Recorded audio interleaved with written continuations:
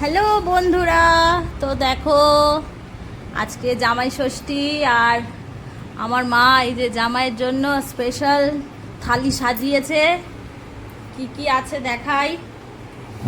দেখো এখানে আছে ভাত, ঘি, লেবু, লাল শাক ভাজা, ভেন্ডি ভাজা, পটল ভাজা, আলু ভাজা, বেগুন ভাজা, কুমড়ো ভাজা, মাছ ভাজা। এই 6 রকম ভাজা, যেহেতু জামাই ষষ্ঠী। আর এদিকে আছে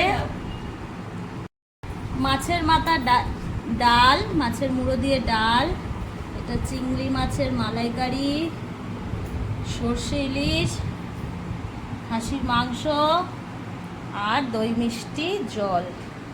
তো জামাই খাওয়া শুরু করো তুমি। তো কি করে খাবো সেটাই ভাবছি। আজকে তো জামাইদের স্পেশাল খেতে হয়, খাও।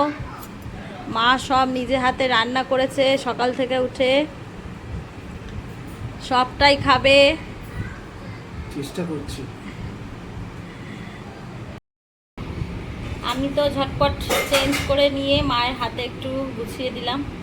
আর এখন ওর খাওয়া হয়ে যাক, খাবো। কারণ একটু আগেই দই চিড়া খেয়েছি, পেট পুরো ভর্তি, এত তাড়াতাড়ি আর খেতে পারবো না, পরে খাবো।